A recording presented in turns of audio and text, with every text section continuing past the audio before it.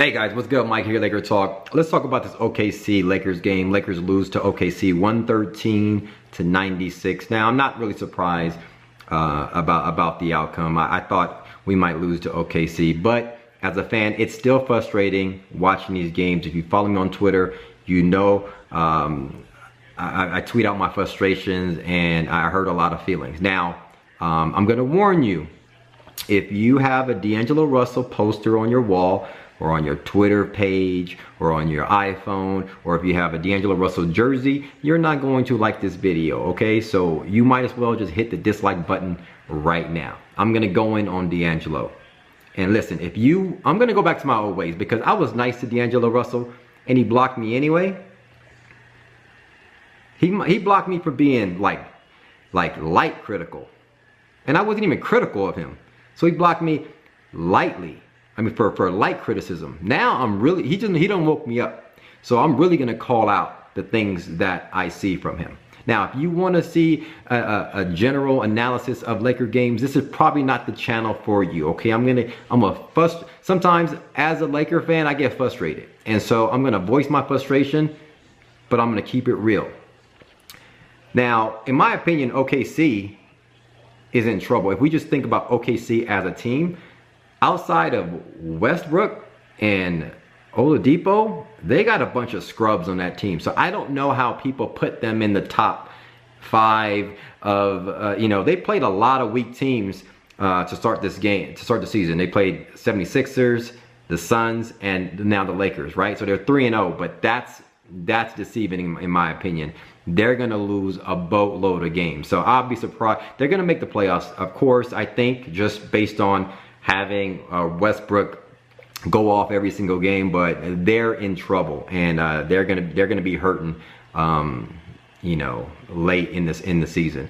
So that's just my thoughts on OKC. And I don't know, Westbrook didn't really go crazy this game, but I don't see him holding up.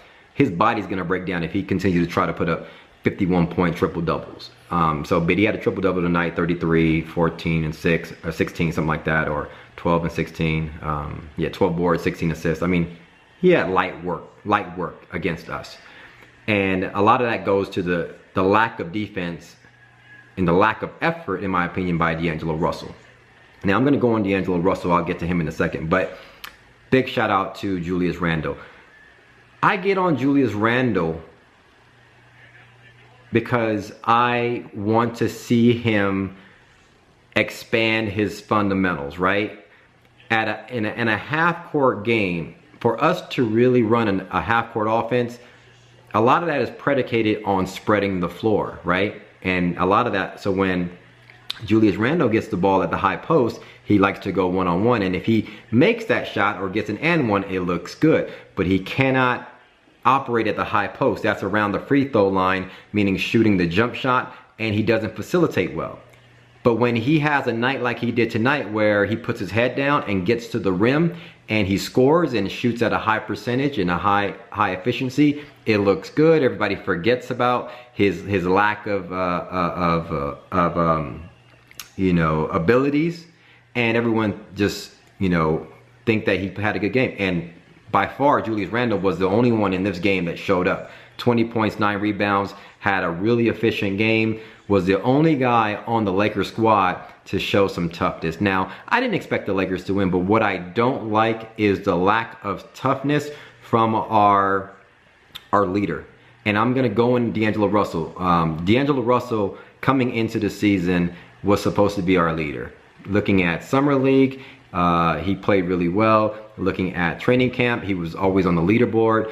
Everybody knew that and expected DAngelo Russell to be the leader of the Lakers. But what he is showing the last couple games is not leadership, in my opinion. Now, stats can be deceiving. A lot of DAngelo Russell fans will say, Mike, he had 20 points and 5 assists and 5 rebounds. That's a good game. 4 of 9 shooting from 3. That's a good game. Yes, stat-wise, that's a good game.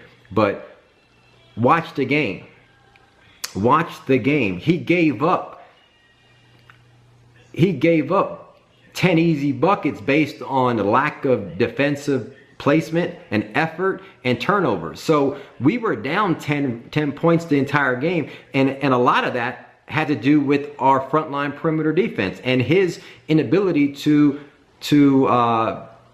be engaged in the game defensively. Now, I'm going to say this offensively as well. I called him Nick Young on my tweet. I tweeted out that DAngelo Russell was a prettier version of Nick Young. And what I mean, and it hurt a lot of feelings, and guess what? Sometimes I like to clown a little bit. And you know, get to know me, and you'll kind of get where I come from when I talk about guys. But DAngelo Russell, 90% of his shots are three-pointers, long three-point shots, and then he plays no D. Who's the other guy on our team that does that? Nick Young. But except Nick Young right now is actually trying to play D, so I can't even talk about him a little bit. But DAngelo Russell, to start this game, shooting a lot of jump shots. Yeah, he hit some threes, but when his shot's not falling, what else does he give us? What he does, he doesn't look engaged. Now, I'm going to keep it real. When he gets the ball, he passes a lot to Mozgov at the wrong spots. It just kills me, okay? Everybody knows Mozgov doesn't have the best hand, so why give him a ball, a bounce pass at the free throw line, okay? Coming off a pick, all right? First off, it's going to hit him in the shoes. Secondly, it's going to hit him in a spot that he can't really operate. When you watch CP3 or Russell Westbrook give a feed to Steve Adams, or CP3 give a feed to DeAndre Jordan, it's not at the feet. It's not on a bounce pass. He comes off a pick and he lobs it up and throws it to the rim. If you throw the ball to the rim to Mozgov, one, he doesn't have a high vertical, so he may not even convert on that. But he does have a better chance of converting on that than throwing it to his feet. But what does DAngelo Russell do every single time he's not shooting the ball well and he's tried to pass it up? He gives it to people at the wrong spot. Now, late he gave it to Julius Randle at the same spot twice. Julius Randle had better handles and can probably handle that a little bit more, but it was still a bad feed. Now, this is coming from he's a young player, so he has to realize that, but he can't keep doing that. Somebody on the Lakers coaching staff have to tell him that, and you can't just keep saying, get Mozgov out of there. No, Mozgov is all we got. Luol Deng is all we got. So you can't just feed guys.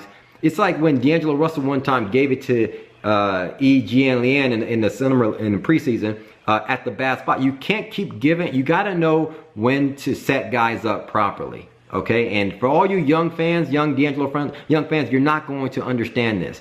Those of you who know basketball, you're going to know what I'm talking about. All right, now it's frustrating. But secondly, his lack of heart. Where is the heart from DAngelo Russell? Like, if he's going to be our leader on this team, he has to show more fight. Now, he always shows fight late in games, the last 4 or 5 minutes when the game is already over. The game's been over for 3 quarters. But you know what? He comes back and he scores a quick 8 to 12 points late in the games, and it jumps up his stat line, and everybody forgets, and it looks like he had a good game. 19 in this, 20 in this. Guess what? He had a bad game for the most part. And if he's going to be our starter, and I've actually gone on record and called him a rising superstar. That's what I thought, because he played like that sometimes. But now I'm taking my rose-colored glasses off, and I'm going to call him out for what, he blocked me anyway, so I don't care. Okay, I'm going to be a Laker fan when he's here. I'm going to be a Laker fan when he's not on the Lakers, okay? And I'm not saying anything. I'm just saying, if he ends up being like a Nick Van Exel, and our young core ends up being like Nick Van Exel and Eddie Jones and them, guess what? At some point, DAngelo Russell will get traded, whether it's 9 years from now, 8 years from now, 10 years from now, whatever, okay? Nick Young was an all-star. He got traded. I mean, Nick Van Exel was an all-star. He eventually left. Eddie Jones was an all-star. He eventually left. All right, so Right now, DAngelo Russell has no defense. He has a horrible decision making with the ball, and he shows no heart. Okay, the only thing going for DAngelo Russell is he has a jump shot, and we better pray that his jump shot is falling, and when it's not, we're in trouble. Outside of that, folks played well. Luol Deng, folks were getting on Luol Deng. Luol Deng didn't show up again. 0 points in 22 minutes. We pay him $18 million a year. Are you kidding me? I'm scared now. All right? Folks were saying, Mike, it's his first game. I got on the first game. I'm scared. We paid Luol Deng $18 million a year for 4 years. I don't know how in the hell we're going to get out of that deal. But he looks like he should be on the bench right now. He looks like he's in the way. Somebody tweeted me that.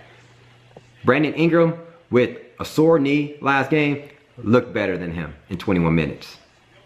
9 points, 5 boards.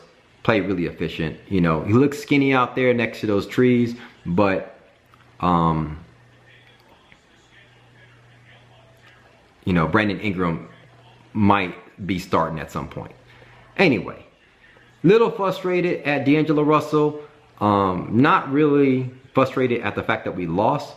I'm just frustrated that I was nice to him for 12 months and I kind of shunned these things away, some of these deficiencies away, you know, and I kind of got out of my old self of calling out folks for things that they do wrong. And guess what? DAngelo Russell right now DAngelo Russell has some things that he needs to work on, or we're going to be losing a lot of games. And he's supposed to be our future.